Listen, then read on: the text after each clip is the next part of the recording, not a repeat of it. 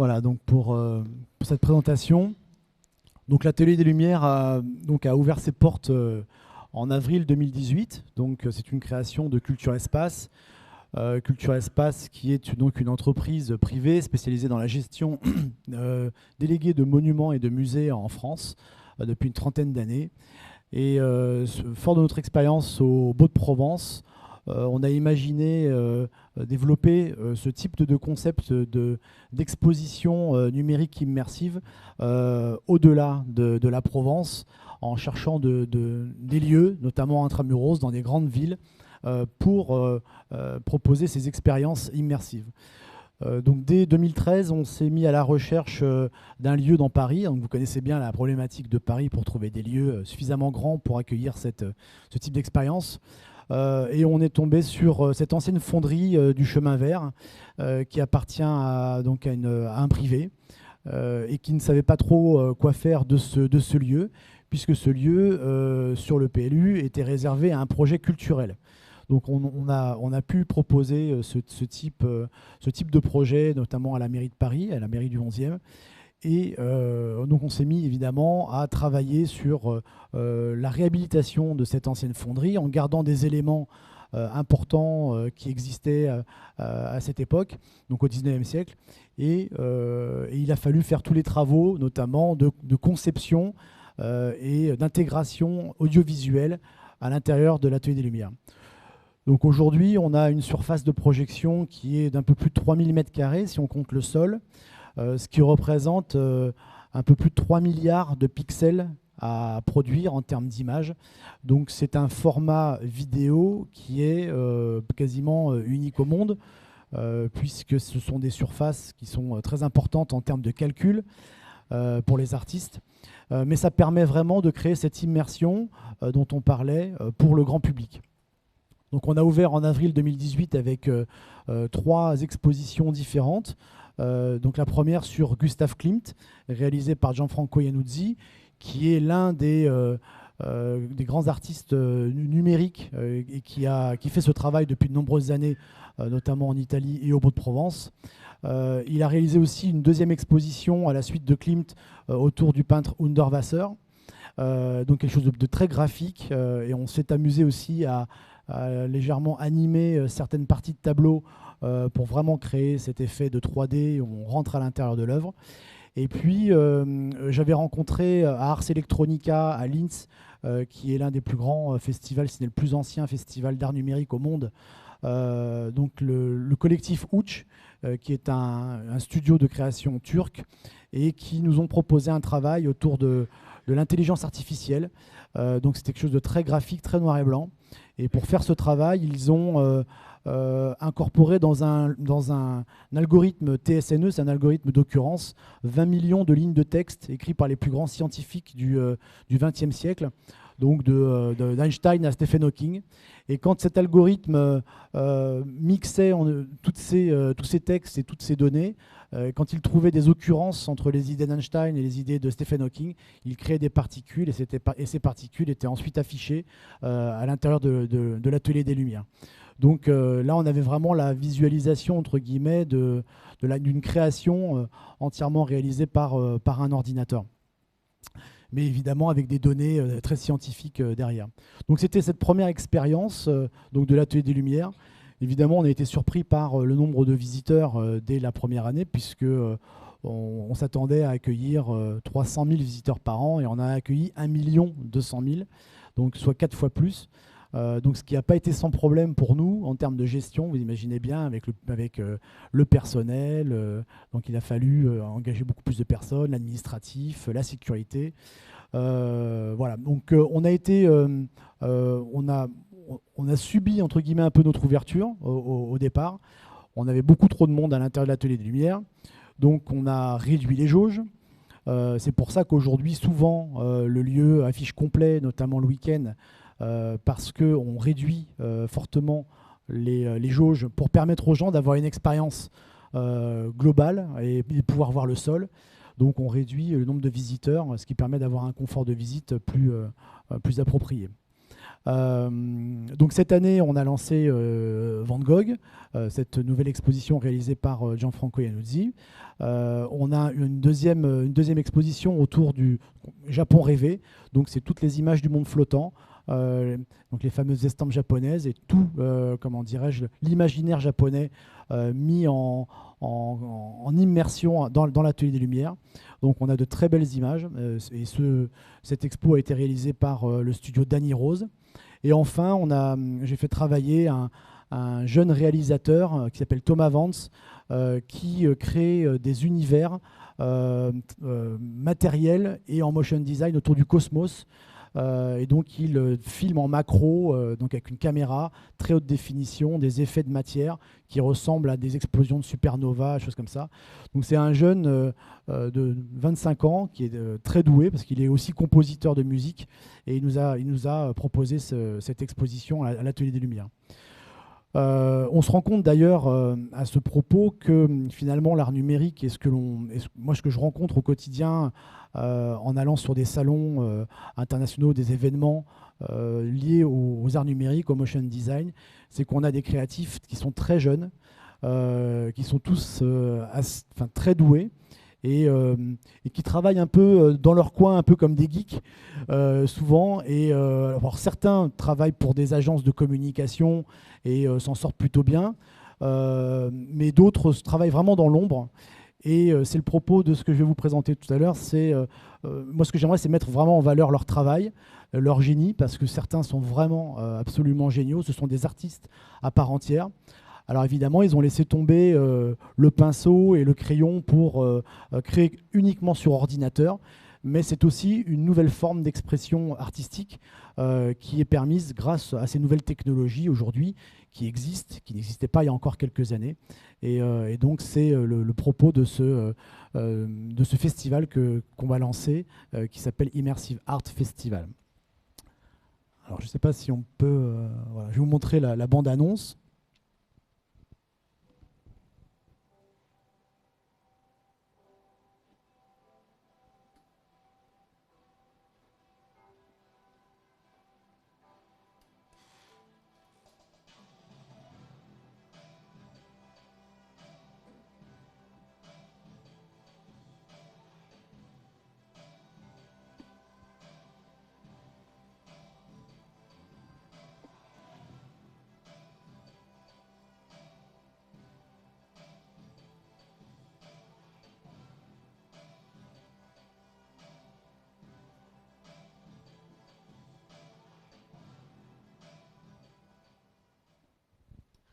Voilà, alors ce festival aura lieu au mois d'octobre, donc sur 7 soirées, du 18 au 24 octobre.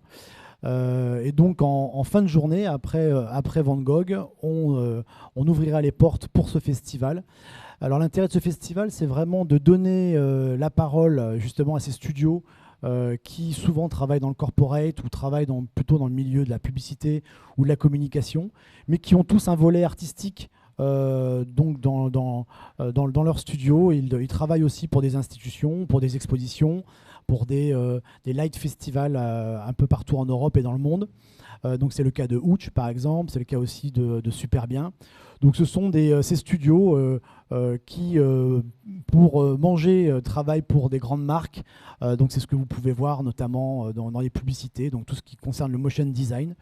Et le motion design, pour nous, c'est vraiment aussi une forme d'art, une forme d'expression artistique qui est particulièrement intéressante et qui s'adapte à l'immersif.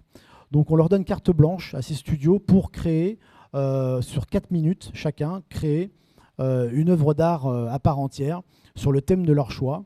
Et c'est le public qui sera présent au festival. C'est le public qui va voter via une app dédiée pour leur projet préféré. On fera la synthèse de ces notes avec un jury professionnel également qui notera les projets en amont. Donc le jury lui est composé plutôt d'artistes et de gens du cinéma. On a des musiciens, on a des gens comme Gaëtan Roussel, on a Julia Fabry qui est la directrice artistique d'Agnès Varda, on on a les Gobelins aussi, la directrice des Gobelins qui sera présente aussi donc dans le jury. Et ce jury va noter pour 50% de la note finale ces projets artistiques. Donc là, on va voir des choses qui sont très intéressantes parce que ces studios vont devoir créer des univers entièrement immersifs. C'est un exercice très difficile parce qu'on a déjà des machines qui sont... voilà, on a 140 vidéoprojecteurs, il y a 50 sound speakers, donc c'est déjà, en termes techniques, il faut quand même avoir les capacités pour pouvoir faire des rendus à l'intérieur de cet espace. Et il faut que ces réalisateurs puissent avoir la faculté de se projeter en 360. Et la difficulté qu'on peut avoir justement avec certains artistes, et notamment certains réalisateurs de cinéma, c'est que on pense le cadre, et aujourd'hui on demande à dépasser le cadre et à être à l'intérieur de l'œuvre et à penser en 360. Donc j'ai échangé avec Yann Kounen qui est un réalisateur de cinéma et qui travaille beaucoup sur la 360, sur la VR. Et finalement, les artistes VR aujourd'hui ont cette faculté de pouvoir finalement créer donc des univers en 360. Donc il faut trouver ces artistes qui vont créer à l'intérieur de grands lieux. Parce que ce n'est pas simplement mettre de l'image sur les murs, c'est aussi faire de la mise en scène à l'intérieur de l'espace. Donc c'est un exercice qui n'est pas évident. Donc ce Immersive Art Festival permettra à ces studios de pouvoir s'exprimer librement sur le thème de leur choix et de montrer au grand public ce qu'est le motion design, ce qu'est le digital design, qui sont des concepts que l'on commence à voir évidemment même dans des musées ou dans des festivals, dans la musique, dans les concerts. Là, on verra vraiment le résultat de ces travaux, de tous ces studios. Voilà, donc je ne sais pas si j'ai fait le tour, si je ne suis pas trop bavard. Eh bien, c'est parfait, merci beaucoup.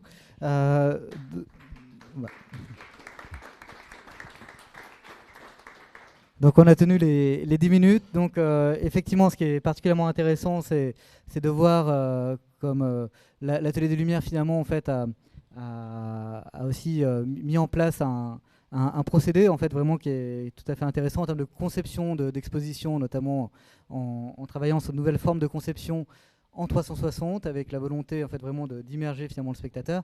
Un lieu pérenne qui aussi accueille des événements en fait plus sporadiques comme notamment des festivals ou de l'événementiel.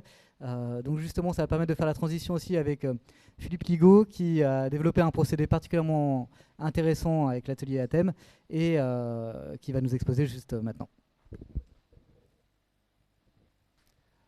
Oui, bonjour, je m'appelle Philippe Ligaud, je travaille pour l'atelier à thème. L'atelier à thème a été créé il y a 35 ans par de jeunes architectes qui voulaient mettre de l'art dans la rue. À une époque où il y avait beaucoup de murs pignons sur lesquels il y avait de la publicité, parfois créative, parfois signée par de grands artistes. Il y avait une volonté de ces jeunes architectes de mettre des artistes à part entière, pas forcément sur des sujets publicitaires, sur les pignons. Et puis, il s'est écoulé pas mal d'années. Il y a 3 ans, un peu plus de 4 ans, on a croisé l'atelier Scherzo, des gens extrêmement talentueux, pour ceux qui connaissent bien le vidéomapping, qui travaillaient principalement sur des sujets de valorisation patrimoniale et sur des événements historiques, qui faisaient du mapping. On les a croisés plutôt en difficulté financière. Et donc, on les a intégrés dans notre équipe. On a intégré toute leur équipe qui avait énormément de talent. Et puis, on a essayé de comprendre un peu comment fonctionnait le mapping. On partait vraiment de zéro. On avait une grosse expérience de scénographe urbain, donc principalement comme terrain de jeu la rue. Mais sur la lumière, nos connaissances étaient très limitées. On nous avait expliqué que les techniques du mapping étaient très complexes. On a découvert que ce n'était pas le cas. Et que, en tout cas, dans l'univers de la rue, hein, je me situe toujours dans ce contexte-là, qui est notre terrain de jeu. On doit faire 80-90% de nos opérations dans la rue.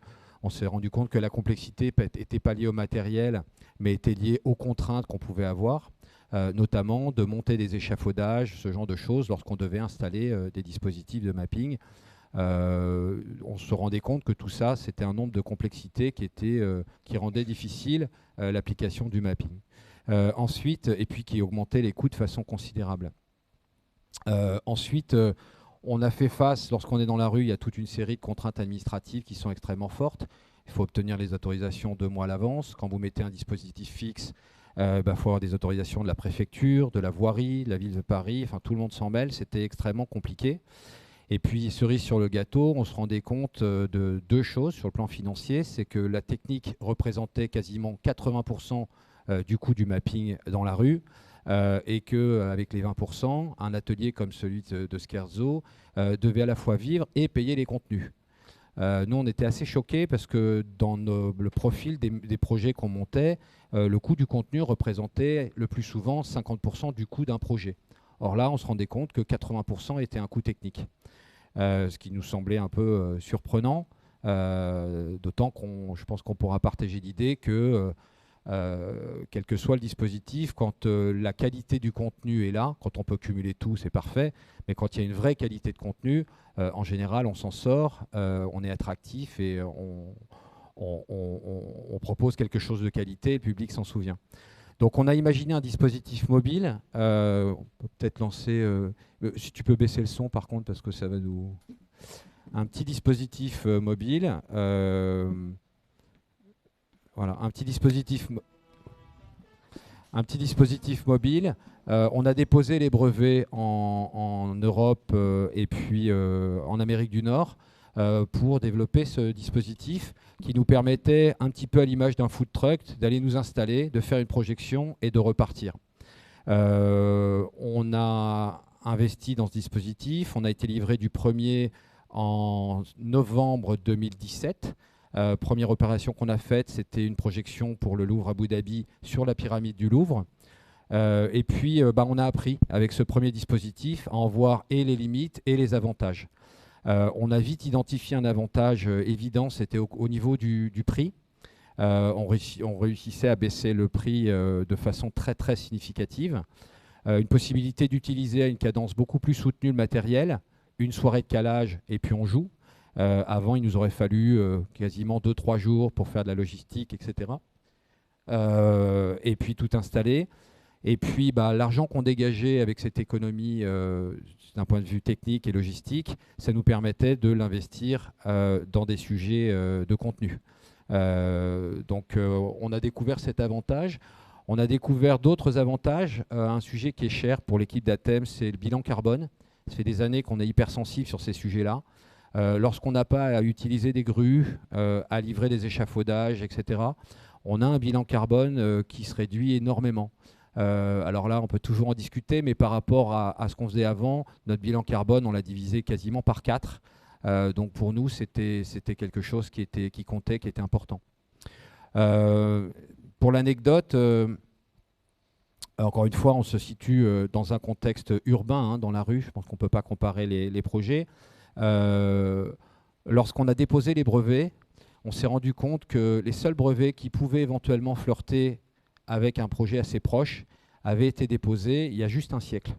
En 1916 et 1917, il y a un Anglais et un Français qui déposent des brevets pour un dispositif comme ça. Alors c'est assez rigolo de voir les images, avec un système de projection à l'intérieur sur une sorte de film dépoli qui permettait de faire une sorte de spectacle en mouvement. En soi, ce dispositif n'est pas une invention, c'est juste l'assemblage de choses qui existent.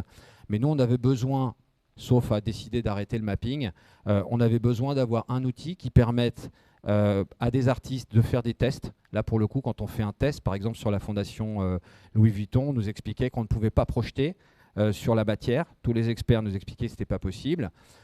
Nous, on découvre, on n'y connaît rien. On s'est dit, on va quand même essayer. On y est allé, on a testé, ça fonctionnait. Et puis, toute une série d'endroits sur des végétaux. On a travaillé sur des végétaux. Là, on est en train de travailler sur l'eau, etc. Bref, nous, on est dans une approche qui est très expérience, très lab. Ça nous amuse de faire ça. Ce n'est pas l'essentiel de l'activité d'Athème, qui est une grosse activité de valorisation patrimoniale et de branding. Mais nous, ça nous amusait de travailler sur des expériences comme ça. Donc voilà sur les sujets techniques qui sont importants parce que le nerf de la guerre, assez souvent, c'est aussi de donner les moyens aux artistes de pouvoir travailler. Leur donner les moyens, c'est notamment les rémunérer. de façon suffisante, de façon à ce qu'ils puissent composer une équipe et puis bien travailler. Et puis on voulait aussi élargir le mapping. On trouvait qu'en tout cas en extérieur, l'atelier des Lumières a fait des choses superbes en intérieur. Et nous, on est de grands admirateurs.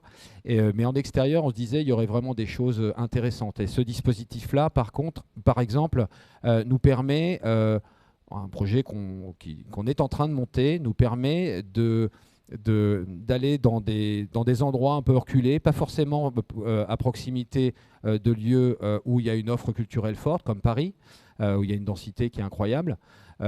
C'était de pouvoir aller un petit peu partout, soit pour faire des valorisations patrimoniales d'une petite église, d'un petit pont, etc., en expliquer l'origine, etc., ou bien de faire, j'allais dire, ce que nous on a appelé le musée hors les murs. On est en train de monter un projet avec une grande institution culturelle parisienne là-dessus pour aller présenter des œuvres. On connaît tous l'émission d'Art, d'une certaine façon, retrouver un petit peu ce format, aller s'installer n'importe où dans une ville sur un pignon, et puis de façon assez informelle, assez relax, aller dans ces quartiers, dans ces villages pour aller présenter des œuvres, à commencer par une œuvre qui aura un lien avec le lieu dans lequel on se trouve. Donc voilà, en gros on explore avec ce dispositif-là. On en a 3 maintenant, on va en commander d'autres, on a de plus en plus de demandes, on commence à avoir de plus en plus de demandes en province, on apprend et on corrige au fur et à mesure. Notre grand plaisir, c'est qu'on a pu attirer des artistes qui n'étaient pas du tout des gens du motion design. On s'est dit, si on veut essayer d'imaginer des choses, d'explorer des choses un petit peu différentes, on travaillait essentiellement avec des motion designers jusqu'ici, mais ce serait bien de mettre en main de différents artistes, leur mettre en main ce type de dispositif. Après, ils en feront ce qu'ils veulent, mais l'expérience est intéressante et on se dit que c'est une façon d'explorer un petit peu les recoins de ce média. Rapidement, on peut peut-être juste vous montrer pour présenter ATEM. ATEM, ce n'est pas uniquement du vidéo mapping, mais on a essayé de mettre un petit showreel des opérations faites l'année dernière. Là-dedans, il y a des opérations qui sont des commandes. Donc, on est dans des environnements assez contraints. On a des messages à faire passer. Ce n'est pas les opérations qu'on préfère. Ou bien qui sont appuyées sur des thématiques, par exemple des expositions. Donc voilà, là on voit les dispositifs. Voilà, ce qu'on voit par exemple sur l'Arc de Triomphe, c'est des projets entertainment.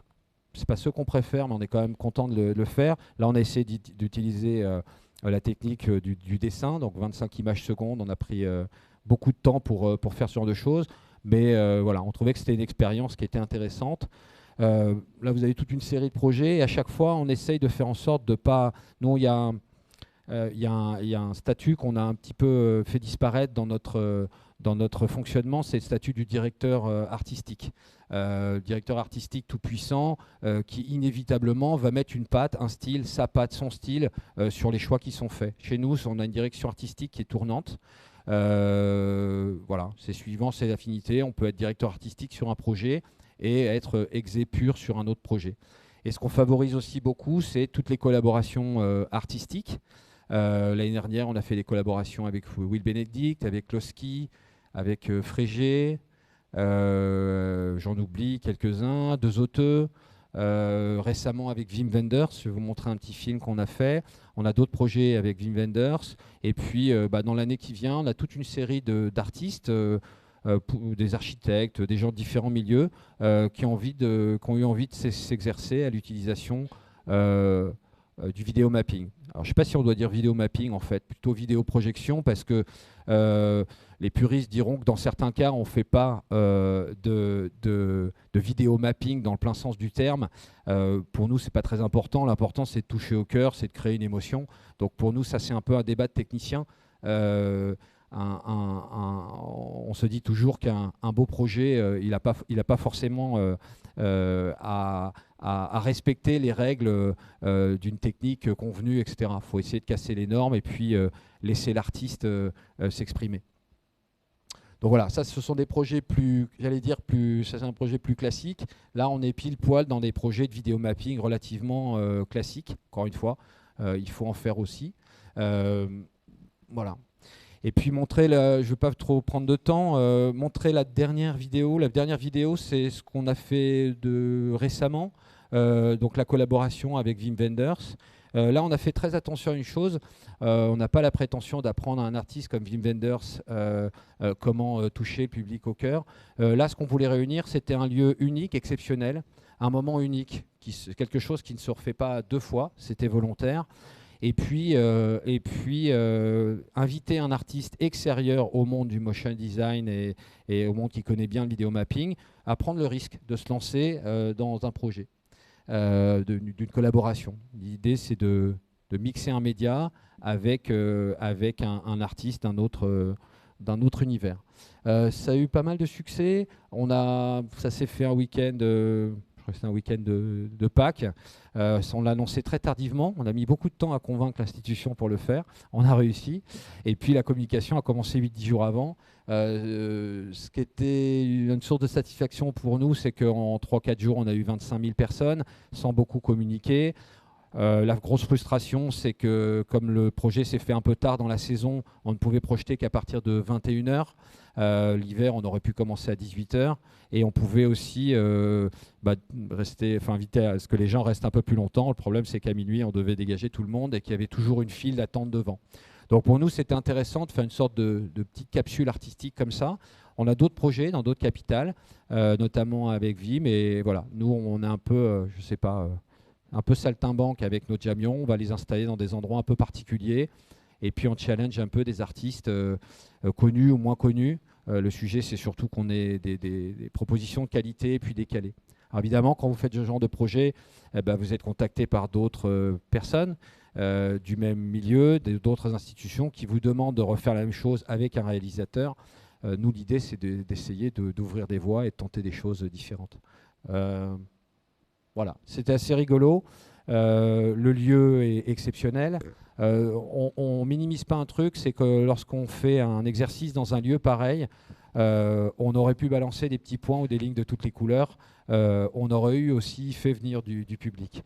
Là, la difficulté, et ça, Wim Wenders en était très conscient, on en avait parlé avant, là, la difficulté, c'était de prendre le risque que la projection existe dans un univers patrimonial et architectural qui est extrêmement fort. Et voilà, après chacun jugera. Nous, la grande satisfaction, c'est quand on sentait que les gens étaient touchés par le sujet ou découvraient une expérience un peu unique, et chacun l'a vu avec son œil. Les plus jeunes le voyaient dans un environnement un peu kaléidoscopique, quelque chose de couleur, un truc un peu rigolo, et puis les plus anciens, je me mets dedans, voyaient les ailes du désir, des clins d'œil à toute la filmographie de Wim. Donc on a trouvé l'expérience intéressante, et puis on est en train de reproduire ça. Voilà. Merci beaucoup.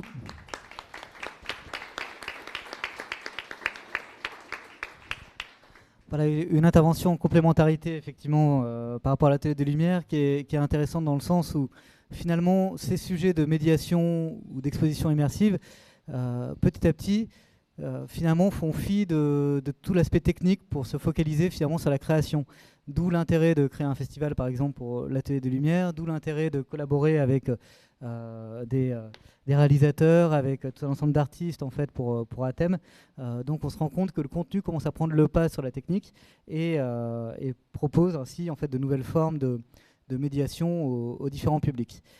Ce qui est intéressant et ce que je retiens aussi par rapport à l'intervention de Philippe, c'est le fait qu'il y a eu ce projet hors les murs de mise en valeur du patrimoine dans différentes villes et éventuellement différents villages. Ça tombe bien, on va évoquer maintenant les microfolies qui reposent notamment sur ce modèle-là, sur de l'art exporté en fait, sur des formats numériques dans différentes villes et villages de France et à l'international. Merci. Bonjour à tous. Moi, en fait, je me lève parce que j'ai un petit PowerPoint classique. Voilà, super. Bonjour, donc moi, je suis Rebecca Bouillou, chef de projet des microfolies au Parc de la Villette, et Thomas Lafont. Bonjour, Thomas Lafont, chargé de mission développement des microfolies à la Villette. Voilà. On a décidé d'intervenir à deux aujourd'hui. Moi, je vais vous parler d'un projet qui est en pleine complémentarité avec les deux exemples dont on vient de parler aujourd'hui, mais Nous, on mène un projet pour le compte d'un établissement public qui dépend du ministère de la Culture. Et notre objectif, c'est justement de réduire l'enjeu technologique pour permettre que ce projet se diffuse le plus largement possible sur l'ensemble du territoire. C'est pas dans le sens... Pardon, voilà. Donc une microfolie, c'est un projet qu'on mène depuis plus de 3 ans maintenant. On a ouvert la première microfolie en janvier 2017 à Sevran. Et le point de départ en fait, de ce projet-là, c'était l'enjeu en fait, d'un établissement public national, puisqu'on dépend du ministère de la Culture, savoir comment est-ce qu'on allait toucher l'ensemble des habitants sur l'ensemble du territoire. Et la question qu'on se porte aujourd'hui à la Villette est la même question que se posent tous les établissements nationaux et notamment les musées qui ont accepté d'être partenaires de cette opération. Donc on est parti avec 12 partenaires fondateurs, le Château de Versailles, le Centre Pompidou, le Louvre, enfin vous les voyez ici, Musée Picasso, l'Opéra, Festival d'Avignon, qui sont les premiers fondateurs. Et tous en fait souhaitent répondre à ce même enjeu, de savoir comment est-ce qu'on va permettre au tout public de découvrir en fait des œuvres qui sont centrées ici dans des établissements qui ont beau être nationaux mais qui sont éminemment parisiens. Et notre objectif dans la microfolie aussi, c'était de pouvoir travailler avec des collectivités territoriales pour recréer en fait des lieux de vie, des lieux de convivialité culturelle. Alors aujourd'hui, on parle beaucoup de tiers-lieux, mais en tout cas, on sent que sur les territoires, on a besoin de recréer ces lieux où les gens vont pouvoir se rencontrer, vont pouvoir échanger, vont pouvoir pratiquer, vont pouvoir créer. Et c'était un peu cet esprit-là, un peu l'esprit de la Villette aussi, qu'on voulait amener ailleurs pour permettre à des collectivités de s'emparer d'une offre culturelle facile à installer et venir redynamiser des lieux existants. Donc on ne recrée pas de nouveaux lieux, on travaille avec des collectivités pour qu'elles utilisent des lieux déjà existants, il y en a plein en fait en France, pour pouvoir développer une offre assez simplement, techniquement, assez facilement. Donc voilà, les 3 objectifs pour nous de la microfolie, c'était de pouvoir animer les territoires en amenant cette offre culturelle, de pouvoir du coup réduire les inégalités géographiques et de pouvoir prendre part à un réseau, puisqu'aujourd'hui, comme vous allez le voir, en fait, on développe énormément de microfolies et l'idée, c'était qu'elles dialoguent entre elles. Donc on appelle ce projet microfolie parce que j'imagine que vous êtes tous venus à un moment ou à un autre fouler les pelouses du parc de la Villette, manger une glace, faire du sport, assister à des festivals ou à venir prochainement au festival de cinéma en plein air. Mais en tout cas, microfolie, c'est donc les petites folies de Bernard Tchoumi, enfin pas petites, des beaux bâtiments rouges qui sont un peu l'élément identifiant du parc. Et nous, on a repris en fait cette image-là pour recréer les microfolies. Donc c'est pas du tout un enjeu architectural puisqu'on vient s'insérer dans des lieux existants, mais on reprend une signalétique, une identité graphique pour recréer ces lieux dans l'ensemble du territoire français. Donc c'est ce que j'ai dit, elle peut s'implanter dans les structures existantes, elle s'adapte, c'est un projet qui est économiquement pas compliqué à mettre en œuvre. On utilise généralement le matériel qui est déjà présent, on ne reconstruit pas des nouveaux lieux et on vient s'installer. Alors on occupe aujourd'hui des églises désacralisées, on va dans des centres commerciaux, dans des centres sociaux, dans des médiathèques. Donc on adapte en fait le projet microfolie à chaque fois en fonction de l'envie de la collectivité de vouloir redynamiser un espace. La microfolie aujourd'hui, c'est ce qui nous réunit aujourd'hui, on en parlera plus longuement, le cœur en tout cas de ce projet, c'est ce musée numérique qu'on a créé avec ces institutions partenaires dont j'ai parlé tout à l'heure, qui nous permet de diffuser, grâce au numérique, en fait, les chefs-d'œuvre de ces grandes institutions. Donc aujourd'hui, on a travaillé avec des institutions nationales, mais on a aussi créé plein de collections différentes dont Thomas pourra reparler tout à l'heure. En tout cas, l'idée, c'est qu'on puisse dialoguer tout simplement entre un écran et des tablettes et découvrir en fait des contenus explicatifs autour des œuvres qui sont présentées. En tout cas, l'idée, c'est de pouvoir donner accès au maximum de chefs-d'œuvre. Aujourd'hui, le musée numérique compte plus de 1000 chefs-d'œuvre dans cette application. C'est une application en fait qu'on a créée et on la diffuse. On n'a pas les moyens que vous développez, mais nous, on travaille avec des communes rurales, on travaille avec des quartiers politiques de la ville, avec des villes moyennes qui veulent développer leur centre urbain dans des actions cœur de ville. Et l'idée, c'est qu'on propose en fait soit d'utiliser l'écran, soit d'utiliser le vidéoprojecteur déjà existant, d'investir dans quelques tablettes, mais l'idée c'est d'avoir un projet économiquement et techniquement plutôt simple. Dans ce musée numérique, en tout cas, on dialogue entre un écran et des tablettes. On a créé des modes visiteurs libres pour que le public puisse venir consulter ce musée et découvrir les œuvres numérisées de façon en accès libre. Et puis on a développé un mode conférencier pour que ce soit un outil aussi d'action éducative et culturelle, pour que les professeurs s'en emparent, des médiateurs s'en emparent, parce qu'on peut faire du coup des visites thématisées. Vous imaginez que tous les partenaires réunis autour de ce projet nous permettent de donner accès à des œuvres très disparates, puisqu'on va voyager des antiquités du Louvre au contenu d'Univers Science, à la conquête de l'espace. On va découvrir du spectacle vivant avec la Philharmonie, l'Opéra ou le Festival d'Avignon. Donc c'est hyper riche et c'est un musée sans fin, puisqu'aujourd'hui on multiplie de nouveaux partenariats pour créer à chaque fois des collections différentes. On imagine de créer une collection sur le sport en prévision des JO 2024. Voilà, aujourd'hui c'est sans fin. Autour de ce musée numérique, nous, notre intérêt, c'était comme je disais tout à l'heure, de pouvoir recréer des lieux de vie culturels.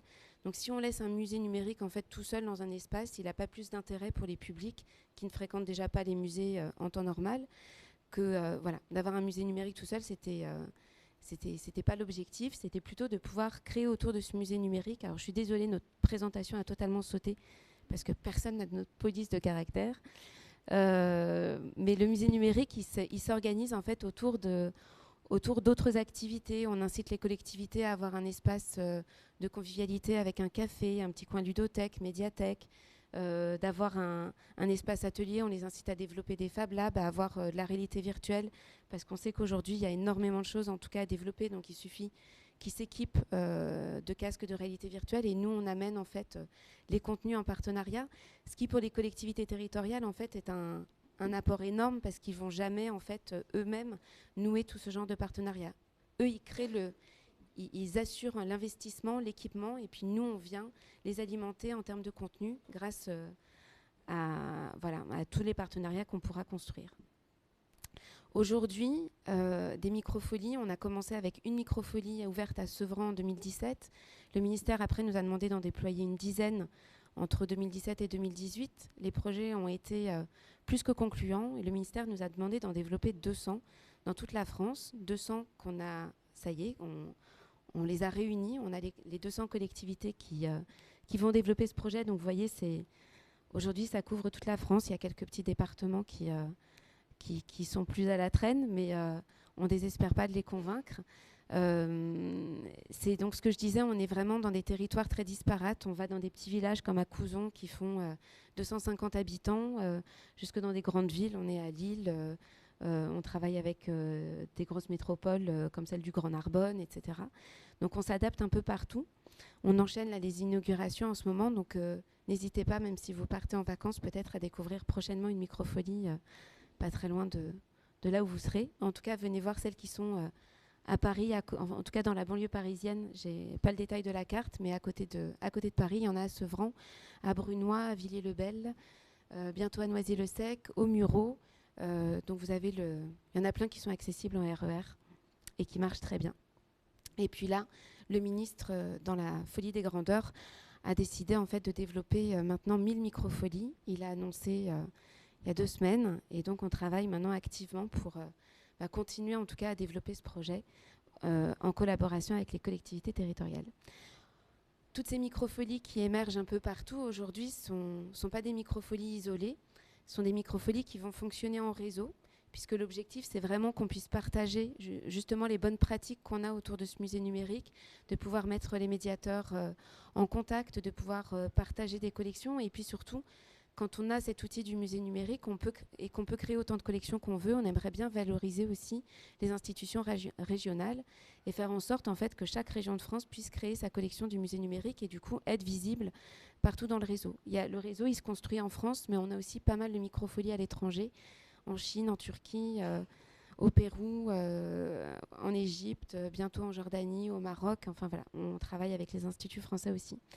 Et puis l'idée, c'est aussi qu'on échange. En fait, on se rend compte que les territoires ont besoin aussi de pouvoir échanger des bonnes pratiques, de pouvoir se rencontrer. Donc aujourd'hui, ce n'est pas du tout un projet qui est descendant. Voilà, nous, institutions parisiennes, qui apportons les chefs-d'œuvre de nos institutions nationales dans les territoires les plus reculés. En fait, il y a de la culture partout.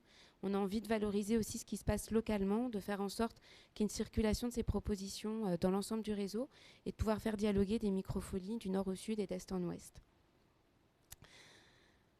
Donc là, maintenant, je vais laisser Thomas vous parler plus précisément de ce cœur du musée numérique et des collections. Donc effectivement, comme l'a dit Rebecca, le musée numérique, donc, pour le présenter un peu plus en détail, le musée numérique, c'est la pierre angulaire d'une microfolie, c'est l'outil phare à partir duquel on peut construire tout un tas d'autres activités et d'autres usages culturels. Et le musée numérique, pour vous présenter un peu plus en détail ses contenus, il repose, donc il s'agit d'une application disponible sur des tablettes tactiles et puis un écran mural comme celui-ci par exemple, et il repose sur une interaction entre les tablettes et l'écran sur lesquelles on peut voir ce qu'on appelle nous des collections numériques, donc des collections de chefs-d'œuvre d'histoire de l'art et du patrimoine qui ont été numérisés par nos partenaires, par les institutions dont vous voyez les noms ici. Donc on a commencé dans un premier temps avec 2 collections nationales, donc 2 collections de 250 chefs-d'œuvre chacune, donc ça en fait 500, conçues donc par tous ces grands musées nationaux ou établissements publics de spectacles nationaux. Alors chaque établissement a intégré vraiment une sorte de best-of, entre guillemets, ces chefs-d'œuvre emblématiques. Donc par exemple pour le musée du Louvre, on va retrouver La Liberté guidant le peuple, dont on voit un visuel sur cette diapo, la Joconde, le radeau de la Méduse, etc. Ça, ce sont pour les collections nationales. On travaille aussi sur des collections régionales. Pour l'instant, une collection régionale est disponible sur le musée numérique. Donc, il s'agit de la collection de la région des Hauts-de-France. Alors, qu'est-ce que c'est ? C'est une collection de 400 chefs-d'œuvre emblématiques, là aussi, réunis par des musées territoriaux, des départements, de la région des Hauts-de-France. Donc, ça va du Palais des Beaux-Arts de Lille, au domaine de Chantilly, au musée des Beaux-Arts de Valenciennes, d'Arras, etc.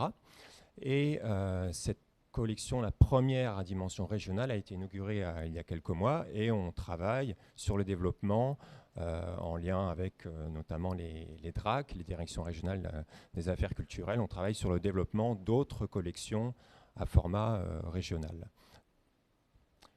Troisième type de collections qui peuvent enrichir le musée numérique, des collections thématiques. Et on va inaugurer une collection de ce type-là donc le mois prochain, en juillet, collection des résidences royales européennes qui a été alimentée, pilotée par l'association des résidences royales européennes qui fédère différentes institutions un peu homologues du château de Versailles en fait.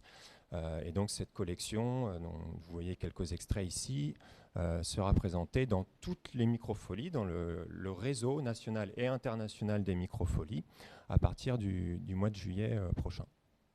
Alors, ce sur quoi aussi on souhaite insister aujourd'hui, c'est notre fonctionnement en réseau et l'accompagnement à la médiation que l'on peut proposer. Chaque microfolie a une équipe de médiation. Notre outil numérique, il ne se suffit pas à lui-même, il est complété par de la médiation humaine, et dans chaque microfolie, il y a un médiateur, une médiatrice ou une équipe de médiateurs et de médiatrices qui, pour animer au jour le jour les visites du musée numérique, qui disposent d'outils de médiation clés en main, des outils qui sont proposés par la Villette pour certains, des cahiers de médiation avec des notices, des cartels sur les œuvres, des livrets pédagogiques, etc. Et puis aussi des outils qui sont conçus par les médiateurs eux-mêmes, par les équipes locales, qui peuvent, en fonction des demandes de leur public, en fonction des demandes des enseignants qui viennent avec leur classe visiter le musée numérique, qui peuvent concevoir leurs propres outils et ensuite les proposer au réseau. Donc des outils qui sont conçus au niveau local et qui sont ensuite diffusés dans l'ensemble du réseau national et même international. Et puis un un aspect important également, c'est que ces outils collaboratifs, ils peuvent être créés très facilement à partir de playlists, c'est-à-dire des sélections d'œuvres issues du musée numérique dans le corpus des quelques centaines d'œuvres que j'ai présentées tout à l'heure. Les médiateurs ou les responsables de groupes qui ont l'intention de venir visiter une microfolie, par exemple les enseignants, peuvent concevoir une playlist à l'avance. Avant de venir, un enseignant par exemple peut faire sa playlist avant de venir avec sa classe, faire une sélection des œuvres qu'il a envie de présenter à ses élèves en fonction voilà, des programmes qu'il est en train de suivre, des séances pédagogiques qu'il a prévues, et proposer cette playlist ensuite le jour J, le moment venu, avec sa classe, avec une interface que la Villette a conçue. Alors, quel public, quels usages, en quelques mots, peut-être pour terminer, je crois qu'on est un peu pris par le temps, avec une présentation voilà, d'une vidéo tournée à la microfolie de Lille, avec la médiatrice locale qui va pouvoir partager son expérience. Je ne sais pas si on peut voir cette vidéo.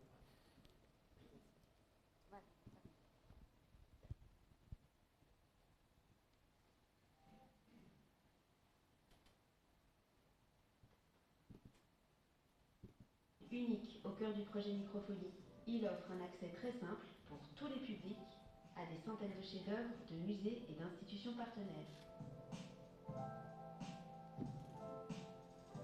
Chaque œuvre est numérisée en très haute définition. Elle est accompagnée d'explications fournies par les musées et institutions partenaires. Cette galerie d'art virtuel ouvre un voyage inédit à travers la peinture, la sculpture, le design, le spectacle vivant ou la culture scientifique. Les collections du musée numérique s'enrichissent grâce à la participation de nouveaux établissements culturels à l'échelle régionale, nationale et internationale. Le musée numérique offre deux modes de visite, le mode visite libre et le mode conférencier. En mode visite libre, le public découvre une sélection d'œuvres projetées sur l'écran. Dès qu'une œuvre l'intéresse, il clique dans la tablette pour découvrir toutes les informations et des œuvres complémentaires. Pour les enfants, le musée numérique propose des contenus ludiques. Puzzle, taquin, jeux de couleurs ou puzzle musical. Il est également disponible dans plusieurs langues. En mode conférencier, le musée numérique devient un outil d'éducation artistique et culturelle. Il permet à des médiateurs ou des professeurs de faire des visites thématisées pour les groupes. De nombreuses idées de parcours sont fournies et ne cessent de s'enrichir. On peut voir beaucoup d'œuvres très différentes et quand on regarde ces œuvres, quand on les analyse de plus près avec un groupe, on peut aller voir avec notre tablette, on peut aller zoomer dans les détails. On peut vraiment s'approcher de l'œuvre comme si on était face à elle en vrai. C'est un bon moment à passer et c'est plein de découvertes sans préjugés. On a permis à plein d'autres médiateurs, plein d'autres nouvelles microfolies qui ont ouvert par la suite de se former.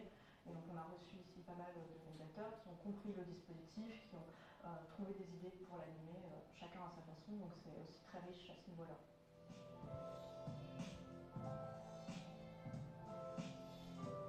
J'ai contacté la médiatrice du musée numérique par mail, on a pu échanger, elle m'a indiqué les différents thèmes qui étaient possibles d'aborder avec les élèves. C'est l'alliance entre musée et nouvelles technologies, donc à la fois musée, le monde de l'art, et donc nouvelles technologies, environnement familier pour les élèves dans lesquels ils vont plus facilement se retrouver, peut-être qu'un musée plus traditionnel. Ça c'est vraiment le premier musée pour faire un premier contact avec le monde de l'art.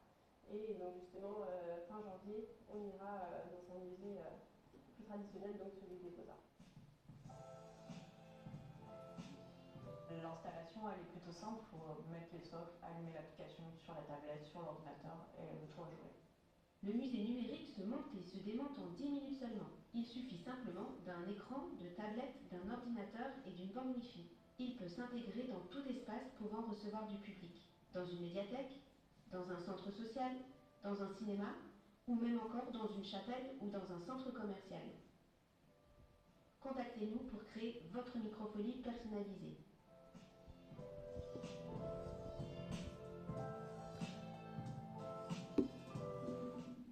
Alors juste pour le mot de la fin, c'est voilà, par rapport au projet qu'on a pu découvrir avant, on n'est pas du tout sur un enjeu technologique, mais plutôt sur la volonté de pouvoir faire en sorte que tout le monde s'approprie ces outils-là et que ce soit le plus simple possible à diffuser sur l'ensemble du territoire.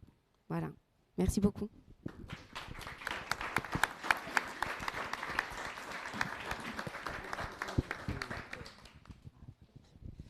Merci beaucoup. Donc effectivement, on poursuit finalement cette plongée dans l'immersion. En passant cette fois-ci du côté de la médiation, effectivement, l'intérêt des microfolies, c'est vraiment cette espèce de pluralité, cette volonté de développer des médiations intégrées, très plurielles, que ce soit via un Fab Lab, via des outils numériques et via tout un ensemble d'autres outils. Et ce qui nous permet ensuite d'aborder en fait encore 2 interventions qui vont être plus focalisées sur des outils de médiation et moins sur des expositions immersives donc, dans des lieux. Donc notamment Art of Corner et puis ensuite Skyboy. Donc je vais laisser la parole à Frédéric Purgal de Art of Corner qui va présenter donc, son projet. Merci Antoine. Je vais juste reprendre la télécommande pour dérouler le slide, à moins que tu déroules toi-même.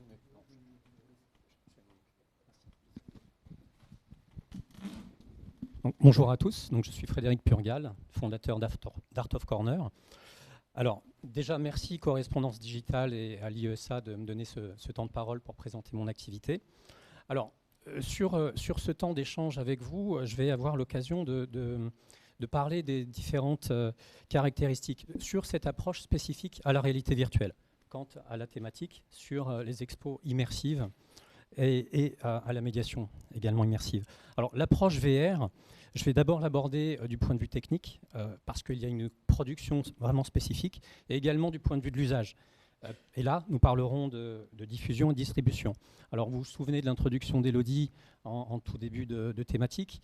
Il y a vraiment ces 4 points essentiels, qui sont la conception, la médiation, l'usage du public et le modèle économique et de diffusion. Donc là, je vais reprendre finalement ces quatre points au travers de cas d'usage très très précis. Alors, tout d'abord, un petit historique. Depuis 2016, Art of Corner produit et diffuse du contenu pour casques de réalité virtuelle. Alors, nous avons tout d'abord adressé les domaines de l'art, de la culture, du patrimoine, et en peu de temps, nous sommes devenus spécialisés dans une technique vraiment très très particulière qui est la captation volumétrique, avec rendu photoréaliste.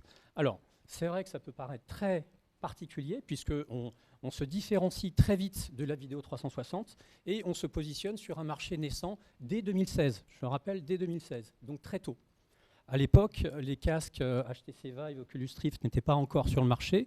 On travaillait avec des casques type Oculus DK1 ou DK2 qui étaient, encore une fois, les ancêtres de la réalité virtuelle. Alors, pour ce qui est du fond, pour mettre en valeur des lieux exceptionnels comme des lieux d'artistes, nous imaginons des expériences immersives et des narrations qui marquent nos visiteurs par leur réalisme. Et je tiens à rappeler le sujet qui est, en tout cas, qui m'a conduit dans mes différentes productions, même si elles sont peu nombreuses, c'est que j'ai souhaité travailler à la valorisation de lieux d'artistes et de lieux de création en les reproduisant. 2018, pour avancer dans cette chronologie, nous a apporté plusieurs très belles récompenses en France, à l'étranger, et également un partenariat technique avec Intel qui a identifié Art of Corner comme expert en photogrammétrie appliquée à la VR. Et pour ce qui est de 2019, donc on est en train de travailler sur des productions dans le domaine du luxe et plus précisément sur la valorisation du patrimoine du luxe. Là encore, où le photoréalisme fait toute la différence. Petit historique, encore une fois, 2016, donc je le mentionnais tout à l'heure, ça a été la première production, c'est un prototype, une preuve de concept. Le musée de Montmartre m'a ouvert ses portes sans savoir ce que la production allait donner, puisque personne n'avait entendu parler de réalité virtuelle déjà à l'époque. Donc l'enjeu a été d'accéder à l'atelier du peintre Maurice Utrillo, au sein même de ce musée à Montmartre, rue Cortot, et de faire une reproduction exacte de l'atelier du peintre. Cette application VR, puisqu'on parle d'application, est téléchargeable sur la plateforme Viveport depuis décembre 2016, gratuitement. Si vous disposez de casques HTC Vive ou HTC Vive Pro, vous pouvez, par une recherche au Google, accéder à cette application, la télécharger et l'expérimenter sur vos propres casques. Alors, le cas d'usage, on va dire, principal, est le projet Bourdelle. Donc en 2018, et je tiens encore une fois à le remercier, Philippe Rivière m'a fait confiance sur la base de ce qu'il a vu et de notre savoir-faire concernant l'atelier Utrio, m'a fait confiance pour la reproduction de l'atelier du sculpteur Antoine Bourdelle, au musée Bourdelle. Donc j'imagine que vous connaissez ce lieu qui est un lieu juste splendide. Donc j'ai fait ce travail de captation et de reproduction de cet atelier avec cette technique qui est la photogrammétrie. Donc l'idée avec ce projet a été de montrer déjà notre savoir-faire de cette technique appliquée à la réalité virtuelle. Alors c'est un mélange entre docu-fiction et visite virtuelle ludique, sachant que dès que le visiteur porte son casque, il se plonge dans l'atelier. Encore une fois, dans la volumétrie, c'est-à-dire qu'on est capable de circuler dans l'atelier, d'aller là où on le souhaite, de prendre des objets. Ça, c'est important vraiment de bien le comprendre et de bien faire la différence avec la vidéo 360 qui reste du panoramique et qui reste de la 2D. Donc il y a bien deux techniques différentes avec deux modes de captation complètement distincts. Donc l'objectif de ce projet, déjà, bon, je l'ai dit, montrer notre savoir-faire, mais également découvrir l'artiste au travers de son lieu de création pour une expérience visuelle, sonore, spatiale et énormément de sensibilité. Alors, je vais dérouler une petite vidéo. Est-ce que tu peux la lancer et enlever le son, s'il te plaît? Je vais la commenter très rapidement. Voilà, parce que le visuel, encore une fois, est important. Donc rappeler les objectifs du projet pour Paris Musée qui était de toucher des publics empêchés et éloignés au travers de cette expérience. Donc là, je rappelle le réseau Paris Musée, le musée Bourdelle, les objectifs de Paris Musée, qui est de raconter une histoire au travers le lieu de création du sculpteur. Donc je rappelle ici notre expertise qui est la photogrammétrie appliquée à la VR. Là, vous avez... Alors, ce n'est pas une vidéo, enfin c'est une vidéo, mais c'est une caméra virtuelle à l'intérieur du modèle 3D du lieu. C'est-à-dire qu'on a reconstruit le lieu en 3 dimensions avec les textures photoréalistes, avec l'ensemble des éléments. Vous avez ici une captation brute, complètement brute. Vous voyez les extincteurs, les éléments signalétiques qui ont tous été enlevés dans l'expérience. Là, vous voyez l'expérience, donc expurgée de ces éléments anachroniques et que nous avons enrichi avec des objets qui sont manipulables, avec de l'audio issu de l'audio guide de l'atelier qui vient accompagner l'expérience de l'utilisateur. Ici, vous voyez de la manipulation qui est possible, toujours en 3 dimensions. Donc on vient enrichir et créer une expérience immersive, complètement numérisée. Donc là, c'est juste un exemple de manipulation, mais nous pouvons tout à fait combiner la manipulation d'une de ces photos avec de l'audio et opérer différents types de combinaisons. Alors, voilà, je reprends le slide. Voilà. Non, OK. Alors, quel est le retour utilisateur? C'est très surprenant. C'est vraiment très surprenant. En introduction, on parlait un peu de l'invention du cinéma où les spectateurs avaient peur de se faire écraser par un train. On retrouve le même type de sensation en VR. C'est-à-dire que les porteurs de casques se retrouvent dans le lieu. Le cerveau, finalement, y croit. C'est-à-dire que vous êtes à l'intérieur de l'atelier. Alors, il y a beaucoup encore d'efforts à faire, d'améliorations, mais je dirais qu'on a passé un seuil qui fait que le visiteur y croit. Voilà. Je pense que c'est important de le signaler, grâce à cette technique de photogrammétrie et de photoréalisme, finalement. Donc, ce que les visiteurs en VR apprécient, c'est bien sûr le photoréalisme, la médiation qui est très simple. Nous ne voulons pas avoir une médiation complexe. Nous faisons... c'est de l'évangélisme que nous faisons ici. C'est vraiment une première approche d'une expérience de ce type en VR. Donc on se déplace. On parle de 6DOF. Alors 6DOF, ça correspond à 6 degrees of freedom, 6 degrés de liberté. Vous pouvez aller devant vous, derrière vous, à gauche, à droite, en haut, en bas. Voilà toutes les opérations que vous pouvez faire. Donc déjà, appréhender ce type de déplacement est important. Vous pouvez, encore une fois, circuler dans un volume de pièces. L'interactivité, on prend un objet, on le manipule, donc là, ça vient renforcer le sentiment de réalisme. Et encore une fois, les réactions des visiteurs sont très intéressantes, puisque chaque personne a sa propre réaction. Mais en tout cas, ce n'est absolument pas indifférent. Et bien sûr, nous racontons l'histoire du sculpteur, nous ajoutons de l'information par rapport aux différentes sculptures. Alors, pour en revenir à l'expertise technique, puisqu'elle est quand même assez pointue, là, vous voyez une image 3D de l'atelier. Cela correspond à environ 3000 photos, 3 à 4000 photos. Donc ce sont 3 à 4000 photos qui vont être prises sous différents angles de vue, à différents niveaux de hauteur. L'idée est de reconstruire l'intégralité de l'atelier, qui sert de base à la création d'une scène 3D qui ensuite va être utilisée dans des moteurs de jeu type Unity ou Unreal Engine. Alors, ce savoir-faire, ça j'en suis très très heureux, m'a permis de travailler avec Intel, en tout cas sur une communication concernant un livre blanc, qui est accessible sur le site d'Intel depuis janvier, donc depuis le début de cette année. Et Intel m'a demandé d'écrire un petit peu toutes les étapes qui mènent de la captation jusqu'à la diffusion d'une application VR photoréaliste. Donc tout cela pour dire que des grands noms de la technologie s'intéressent énormément à ce type de technologie. Pourquoi ? Parce que finalement, ce n'est pas que le patrimoine qui s'intéresse ou qui peut être intéressé par ce type de savoir-faire technique, c'est l'industrie du film, c'est l'industrie du jeu vidéo, c'est tout un tas de domaines qui sont très intéressés par ce qu'on appelle la 3D temps réel. Voilà, on parle de 3D temps réel.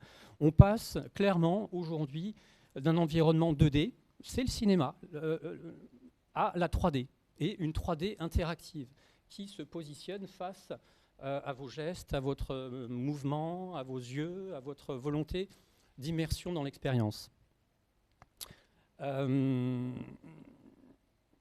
Donc vous voyez un petit peu le potentiel de ce type de savoir-faire. Aujourd'hui d'ailleurs, et en peu de temps, alors je ne peux pas trop en parler, mais en tout cas deux marques de ce nuage de marques m'ont sollicité pour travailler d'une part sur de l'objet, pour présenter un objet de façon photoréaliste et très très précise.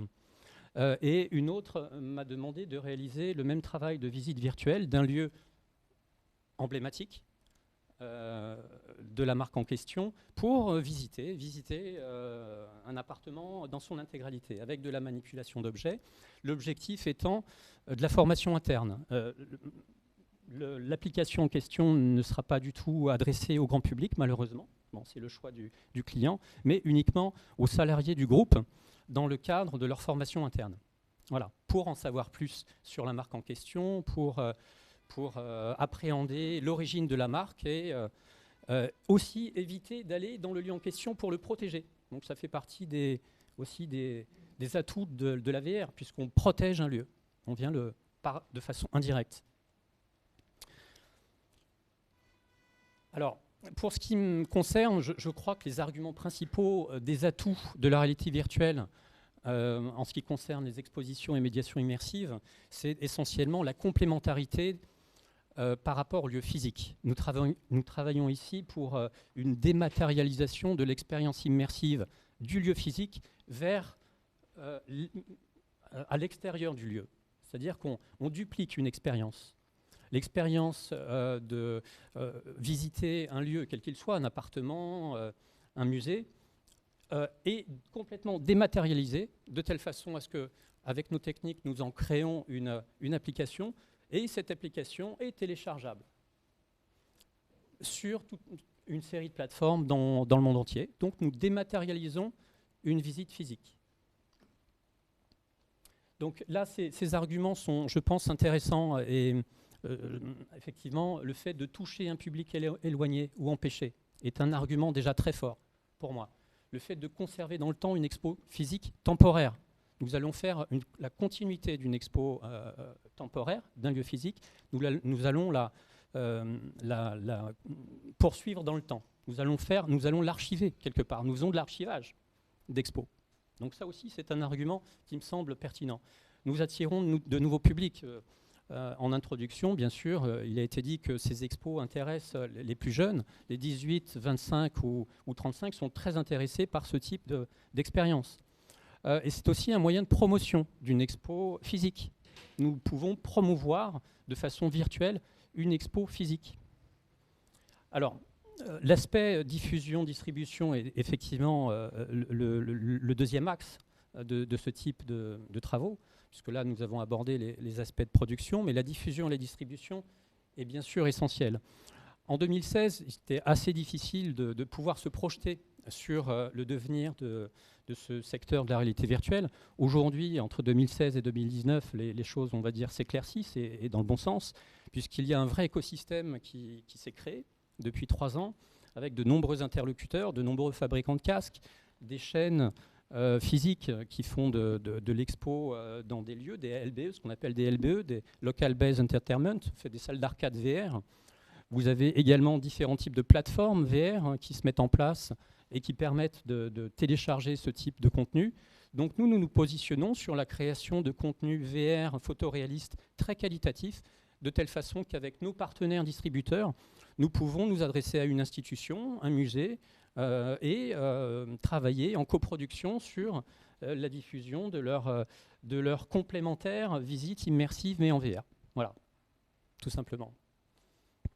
Et juste un dernier mot, j'ai eu aussi le plaisir très très récemment d'être accompagné par un accélérateur qui s'appelle Fisheye l'Agrandisseur, issu de la société Fisheye, qui est un groupe de presse qui édite le magazine de photo contemporaine Fisheye Magazine, qui édite également le site web du labo FNAC, labo photo de la FNAC, qui est partenaire d'un certain nombre d'événements dans le culturel, y compris le Festival de la photo à Arles.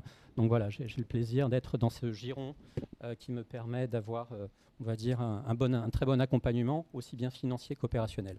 Voilà, merci de votre écoute.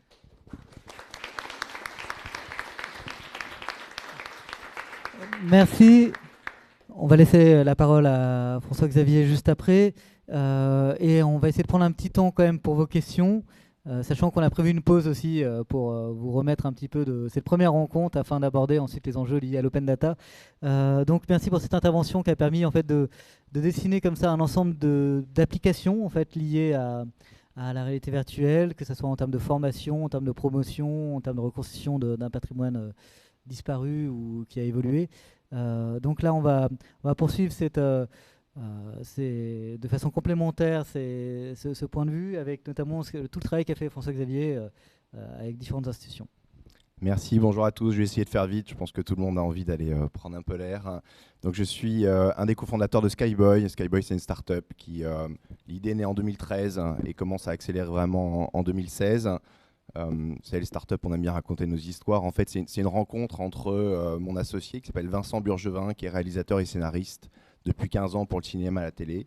Et moi, j'étais urbaniste. Moi, j'ai fait 15 ans d'ingénierie culturelle. J'ai beaucoup travaillé dans le secteur du patrimoine. Et en fait, notre rencontre, c'est d'abord une engueulade philosophique. C'est dans quel univers on vit les meilleures émotions. Donc lui, Vincent, il me disait, mais moi, une bonne salle obscure, un bon scénario, des bons comédiens, et je peux te faire vivre une émotion de dingue. Et moi, je lui dis, mais non, l'homme étant ce qu'il est, pour vivre une vraie émotion, il faut agréger tous ses sens. Voilà. Et le jour où on aura tous visité encore dans un casque de réalité virtuelle, ce qui fera la différence avec celui qui sera allé, c'est que celui qui sera allé, c'est qu'à 5 heures, il y a une petite brise qui vient vous caresser la joue et qui rend ce moment unique. Et donc, en fait, quand on se dit, nous, on ne va pas non plus se couper de toute la narration possible et tout le potentiel que nous offrent les outils digitaux, on se dit comment on va faire pour faire en sorte que on ne vienne pas annihiler le réel, mais on vienne plutôt upgrader l'expérience que j'ai d'un lieu et d'un moment. Et c'est comme ça qu'on crée l'Overlap Reality, qui est une technologie qui ressemble à la réalité augmentée, qui n'est pas de la réalité augmentée, qui est en fait un pont entre la réalité virtuelle et la réalité augmentée, précisément pour vivre ce genre de choses. Alors on a breveté cette technologie, et le mieux c'est que vous regardiez cette petite vidéo qui dure 1 minute.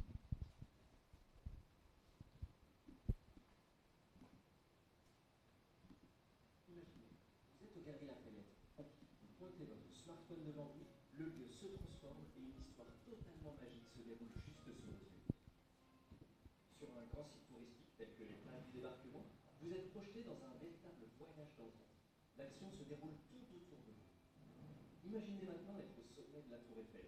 Vous vous retrouvez à quelques centimètres du vide et vous découvrez Paris tel qu'il sera en 2024. Toutes les fantaisies sont possibles. N'importe quelle star peut apparaître tel un mirage, que ce soit un mannequin, une blogueuse, des personnalités telles que Monet et Clémenceau dans un biopic à vivre à l'endroit même où ils ont vécu. Et pourquoi pas des artistes de quartier, des sportifs, et même un guide personnel qui vous accompagne dans un parcours urbain, vous emmène dans les airs, mais aussi sous terre pour vous montrer l'invisible. Et en vous asseyant sur ce banc, Talisco apparaîtra devant vous pour un concert plus que privé. Il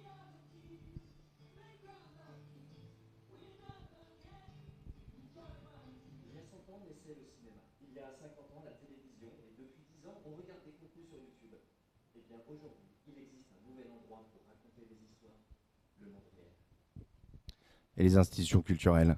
En fait, notre idée, c'était vraiment de mettre de la qualité cinématographique dans une expérience de réalité augmentée. La réalité augmentée, elle est hyper fonctionnelle pour apporter de l'information. Elle marche très bien pour faire des trucs un peu gimmick, hein, les oreilles sur Snapchat, le petit personnage qui tourne. Mais dès qu'on veut rentrer dans une profondeur de narration, aujourd'hui, techniquement, on arrive encore à des limites. Nous, on s'est dit, on va réfléchir un peu différemment. Je ne vais pas rentrer trop dans la technologie, mais l'idée, c'était de se dire, on va faire comme Méliès en son temps. Il faut créer l'illusion, en fait. Et donc, on s'est dit, plutôt que de travailler en temps réel, parce qu'aujourd'hui, nos devices ne permettent pas de faire de manière très qualitative. On se retrouve souvent dans un jeu vidéo des années 80, alors qu'il y a 20 ans sortait Titanic. Voilà. Et donc, les gens se disent, mais pourquoi est-ce qu'en réalité augmentée, je ne peux pas avoir cette même expérience? Et donc on s'est dit, nous, on va travailler sur la vidéo 360. Et ce qu'on va faire, c'est qu'on va contextualiser cette vidéo 360. On va la mapper sur l'environnement réel, créant ainsi l'illusion aux gens qu'ils sont en train de filmer. Ils ne sont pas en train de filmer, ils sont en train de regarder une vidéo. Et comme ça fait un siècle qu'on travaille sur ce genre de choses, on sait faire des choses extrêmement belles, extrêmement qualitatives, et surtout qui va servir la narration. La deuxième chose qui est importante chez Skyboy, c'est que je vous l'ai dit, on a pris la décision de ne pas travailler dans des devices que les gens n'ont pas dans leur poche. Pourquoi ce choix? Parce que, on veut que le plus grand nombre puisse s'en servir. Et deuxièmement, parce qu'on pense qu'au-delà de l'expérience, et ça c'est des choses qu'on a appris au contact, on est nous accélérés par LVMH depuis maintenant un peu plus de 18 mois. Et en fait, parce que votre smartphone vous permet de transformer l'expérience que vous êtes en train de vivre dans quelque chose qui va avoir de la valeur pour les institutions. Et là, on rentre dans le business model.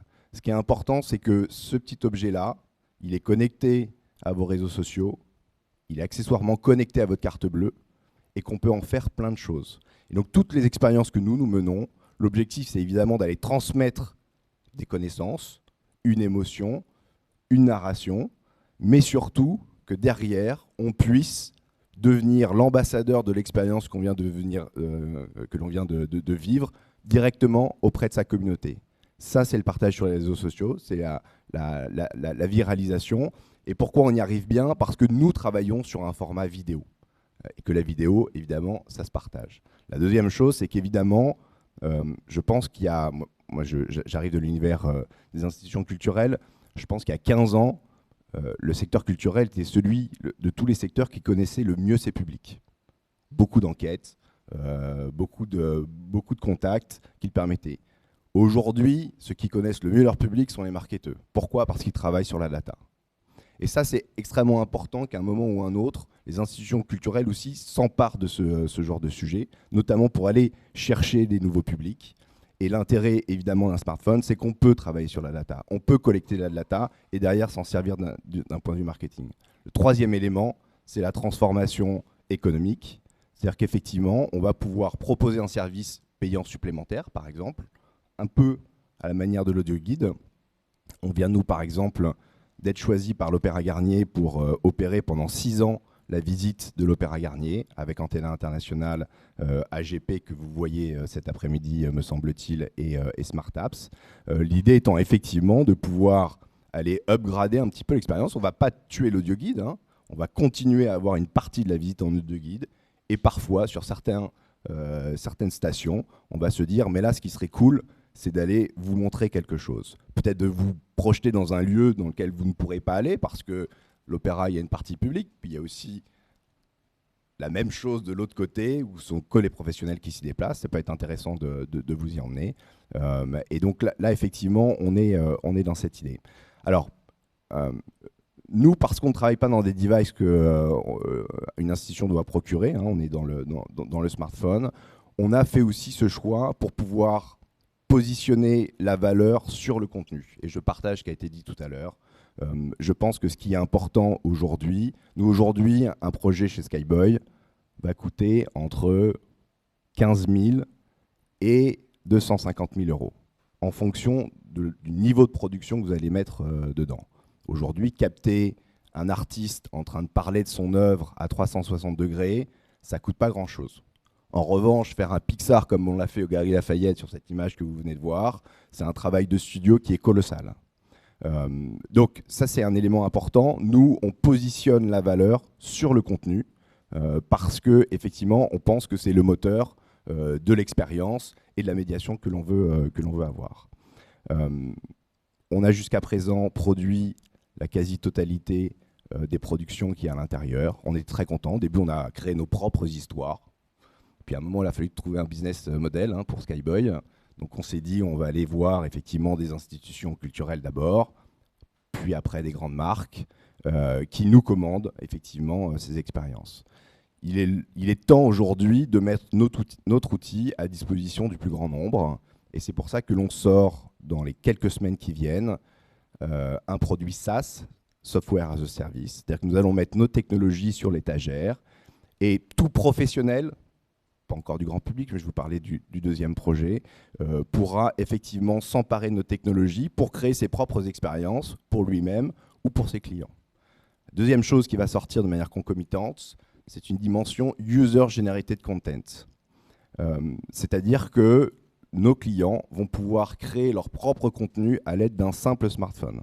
De manière aussi simple que je crée un film et je le poste sur Facebook, vous allez pouvoir, à partir de notre application, créer, et pour du coup des budgets beaucoup moindres que ce qu'on fait jusqu'à présent, on va être sur des abonnements qui vont être autour de 3 000 € par an, pour créer autant de contenu que vous souhaiterez, vu par autant de personnes que vous souhaiterez. Et donc l'idée, c'est je crée avec mon smartphone une vidéo, je contextualise cette vidéo immédiatement, je la géolocalise, je la calibre par rapport au réel, et derrière, à l'aide d'un smartphone ou d'une URL, n'importe qui en web, sans avoir téléchargé d'application préalable, pourra vivre cette expérience. On a fait ça aussi en pensant au secteur culturel, notamment parce que plein de musées aujourd'hui ne sont pas capables, n'ont pas les moyens financiers d'aller dépenser 20, 50, 100, 200 000 € pour créer des expériences. Et pour autant, c'est un outil de médiation fort qui, effectivement, est attractif pour des publics qui aujourd'hui se détournent un peu de ces institutions. Et donc, c'est vraiment aujourd'hui une mission que l'on veut mettre en place. Dernier élément, vous avez vu le projet Clémenceau. Le projet Clémenceau, c'est le premier biopic au monde à vivre in situ. On était extrêmement fiers. Et on travaille aujourd'hui sur des types de narration que les gens ont l'habitude de consommer aujourd'hui dans les médias, notamment les séries. Et donc, un des prochains projets chez Skyboy, c'est d'aller créer dans une grande institution en France un parcours type biopic à vivre comme une série Netflix. C'est-à-dire tous les ans, dans ce lieu-là, on va avoir un parcours en 8 épisodes qui va constituer une saison de ce lieu exceptionnel. Voilà, je réponds avec plaisir aux questions. Merci.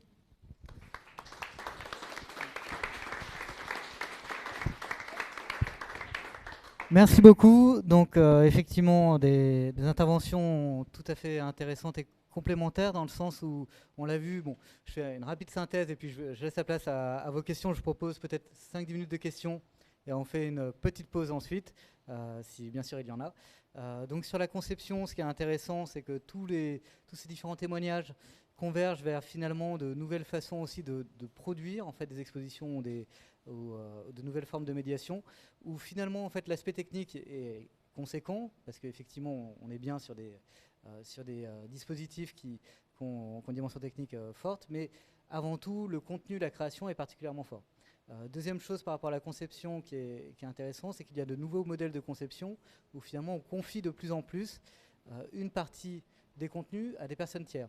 On peut confier en fait finalement la création de contenu à ses futurs clients. On peut confier en fait une partie de ces contenus à des créateurs qui sont des motion designers ou autres.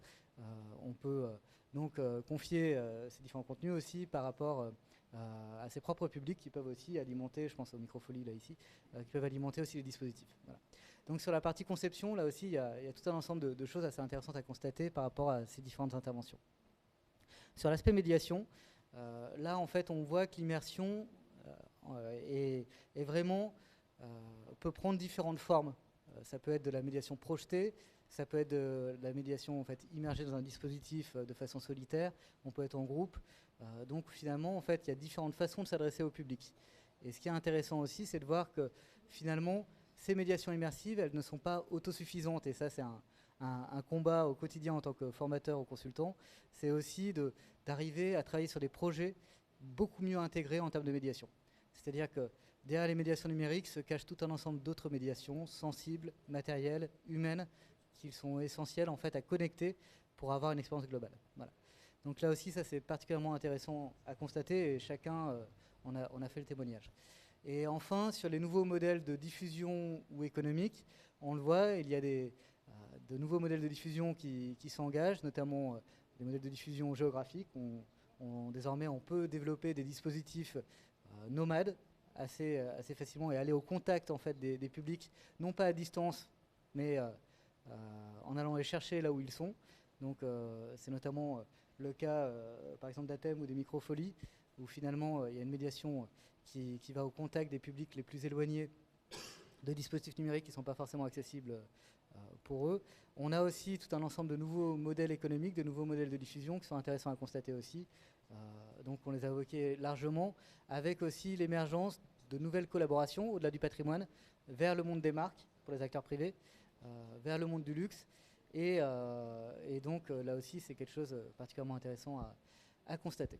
Voilà. Bah, écoutez, ce que je vous propose, c'est peut-être de pouvoir poser quelques questions. On va passer le micro, parce que l'idée, c'est d'enregistrer toutes les questions sur les podcasts.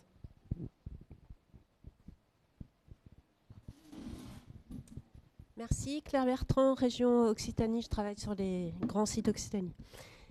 Je suis toujours très intéressée depuis plusieurs années sur ces questions d'approche immersive et de voir un peu l'évolution de ces approches. Et là, on a vraiment des exemples tout à fait intéressants à cette tribune. J'avais un peu une question pour Culture Espace, puisqu'en effet, à chaque fois, je trouve ça très intéressant d'être dans ces mondes immersifs, que ce soit dans la Carrière des Beaux, dans l'Atelier des Lumières où j'étais encore hier. Je suis assez bluffée sur la technique, sur l'esthétique, le son. La démocratisation culturelle aussi, parce qu'on voit bien qu'il y a des gens qu'on n'a pas l'habitude de voir dans les musées. Donc là, je pense que c'est réussi de ce côté-là, et de voir les détails des tableaux, etc. Mais je suis toujours un petit peu sur ma faim en sortant en termes de narration, de médiation culturelle vraiment. Et je me demande si vous avez l'intention d'évoluer, et je suis assez surprise de ce que raconte Skyboy, parce qu'effectivement là, on arrive à des processus peut-être moins performantes technologiquement, qui sont sur d'autres, comme il l'a dit, sur d'autres concepts plus classiques de vidéo dans la 360, si j'ai bien compris, mais en tout cas, qui permettent effectivement d'arriver à des narrations et notamment de pouvoir apporter des outils de médiation culturelle sur les œuvres, les artistes, etc. Parce que on se dit, bon, d'accord, c'est super beau, esthétiquement, etc. Mais après, qu'est-ce qu'on a appris sur l'artiste en question que vous avez exposé, que ce soit Van Gogh, Klimt, tout ça. Donc, je voulais savoir si vous aviez en réflexion ce niveau du dessus, après avoir été bluffé par la technique, s'il y a plus d'apports de médiation en prévision, et si c'est possible technologiquement. Alors, concernant donc effectivement ces expériences à l'Atelier des Lumières, finalement, c'est quelque chose qu'on assume complètement. Nous, on veut complètement se détacher du monde muséal en général. Finalement, notre mission, elle n'est pas, c'est pas une mission purement pédagogique ou de médiation. C'est une expérience différente que l'on veut offrir aux gens, différente de celle des musées. Donc finalement, les gens, on leur offre dans cet espace un moment de coupure, une espèce de bulle, une expérience collective. Pour nous, elle est extrêmement importante, que les gens puissent vivre cette expérience ensemble et vivre cette expérience comme ils veulent. C'est-à-dire qu'on ne prend pas les gens par la main, il n'y a pas de médiation, il n'y a pas de guide. Et c'est d'ailleurs très intéressant d'observer les réactions des gens. On a des gens qui vont s'allonger par terre et qui vont être en mode complètement contemplatif. On a des personnes plus âgées qui vont s'asseoir et tout de suite essayer de chercher un siège et regarder qu'un seul mur. Donc on a le réflexe du cinéma qui prend le pas, parce qu'on est conditionné par notre rapport à l'image depuis 120 ans, depuis que le cinéma existe. On regarde, c'est une salle, un écran, des gens devant un écran. Donc, et plus la télévision, plus les ordinateurs, les tablettes. Aujourd'hui, on a un rapport à l'image qui est un rapport avec un cadre. Donc on a encore des gens qui sont finalement qui reproduisent ce schéma-là en venant à l'Atelier des Lumières. Alors ce que l'on veut, c'est que les gens finalement à l'Atelier des Lumières plutôt déambulent, marchent. Donc on a des gens qui sont assis, qui disent aux gens mais asseyez-vous, ne déambulez pas, ne marchez pas. Si justement il faut marcher. Donc nous on cherche à provoquer chez les gens une expérience différente de celle qu'ils vont avoir dans les musées, qui peut être une expérience complémentaire. Et ce que l'on veut, c'est surtout susciter une émotion. Et finalement, quand on regarde Klimt ou quand on regarde Van Gogh, c'est une proposition artistique qui est faite, c'est une interprétation du coup d'un courant artistique faite par Gianfranco Iannuzzi. C'est son interprétation personnelle. Il a fait ses choix musicaux sur certaines séquences. Donc on va passer de partition plutôt classique à Janis Joplin en passant par Miles Davis, parce que ça correspond pour lui à un moment clé de la vie de Van Gogh. Et cette combinaison entre l'image, la musique, le sound design provoque une émotion chez le public. Et ça, on l'observe chez tous les publics, que ce soit les enfants, que ce soit les personnes âgées, que ce soit les jeunes. Et c'est ce que l'on veut susciter. Et finalement, la médiation, si on mettait des dates ou si on rentrait dans quelque chose de beaucoup plus formel, comme on peut l'avoir dans les musées, dans notre esprit, on casserait un peu ce côté magique, ce côté contemplatif, onirique que l'on veut véhiculer à l'Atelier des Lumières. Donc, on n'est pas un musée, on propose une expérience différente, une expérience artistique où finalement l'image, la musique se suffisent à eux-mêmes.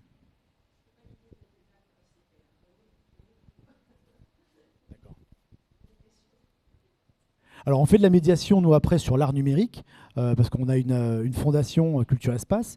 Donc on a des programmes auprès des enfants éloignés de l'offre culturelle, soit des enfants des quartiers, soit les enfants hospitalisés. Et donc on fait des actions auprès de ce public-là, en amont de leur visite à l'Atelier des Lumières. Donc en leur expliquant bien, évidemment, il y a toute une phase de contextualisation autour de Klimt, donc de courant artistique. Donc on va présenter ça chez eux avec une médiatrice. Et ensuite, ils font la visite en leur expliquant bien qu'ils ne vont pas visiter un musée, ils vont visiter quelque chose de différent. Donc sur un public qui a 10-11 ans, il y a un impact émotionnel très fort qui va arriver sur ce public. Et on a remarqué, enfin, sur les commentaires qu'on a pu faire, ces enfants-là ont envie ensuite d'aller voir les vrais musées, d'aller voir les vraies œuvres, parce que de toute façon, c'est irremplaçable. Mais tout le monde n'a pas la chance de pouvoir aller au Belvédère, voir le baiser. Donc c'est une manière d'approcher un courant artistique, de provoquer cette émotion. Et si nous, sur le jeune public, ça permet à ces enfants-là peut-être d'aller voir les vraies œuvres, bah nous, notre mission, elle est réussie. On discutait avec des enfants de 10 ans qui, avec la médiatrice, avaient travaillé sur Klimt. Donc ensuite, on a organisé une exposition. Ils ont fait des dessins, des peintures en imitant le style de Klimt, avec des collages, avec des feuilles dorées, choses comme ça. Et ils ont exposé dans leur centre social. Et finalement, les gamins de 10 ans des quartiers racontaient la vie de Klimt, où est-ce qu'il vivait, la période viennoise. Et finalement, on en rigolait, mais ils connaissaient Zidane et Klimt, et il y avait les parents qui étaient quand même assez stupéfaits par l'impact que ça a pu avoir sur ce jeune public.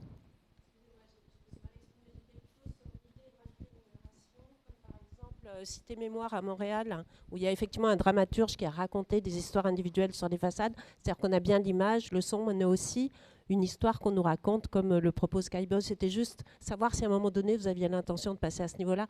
Mais c'était pas, je me suis mal exprimée au départ, c'était pas tant au niveau des ateliers pédagogiques, mais plutôt au niveau de l'expérience à vivre, parce que j'ai plusieurs amis et collègues qui sont dans le monde de l'art, et quand ils ressortent de votre espace, on est bluffé esthétiquement, mais on reste un petit peu sur notre fin en termes de narration. C'est juste ça que je voulais dire. Justement, on ne veut pas de narration. C'est un choix. On veut que les gens soient libres et qui n'est pas une intervention extérieure. On en a parlé avec Yann Arthus Bertrand. On a fait une expérience avec Yann Arthus Bertrand autour de Terra Magnifica avec une complexité pour adapter de la vidéo en projection immersive. Et Yann Arthus Bertrand, dans ses films, Human, ce sont des films magnifiques. Il y a son commentaire derrière. Et lui, en réflexe, il disait j'aimerais commenter l'expérience qu'on va faire à l'atelier Lumière. Je dis non, surtout pas. Ces images, la musique d'Armand Amar se suffisent à elles-mêmes. On veut juste montrer ça. Il n'y a pas besoin de faire des commentaires par-dessus. Les gens feront leur propre interprétation. Alors ça peut être frustrant finalement chez un certain public, mais finalement c'est quand même assez assumé. L'autre difficulté que l'on a aussi, c'est qu'on a un public très international. Donc ensuite on va se confronter, s'il y a des commentaires, à des problèmes de traduction, choses comme ça. Voilà. On veut simplement provoquer cette émotion chez les gens avec cette image et cette combinaison image et musique. Eh bien, écoutez, peut-être je vous propose de faire une petite pause et de continuer à poser les questions plutôt autour d'un café, comme ça vous respirez un peu, et on enchaînera à 11h10, si ça vous va, sur l'open data. Voilà, ok? Merci. Non,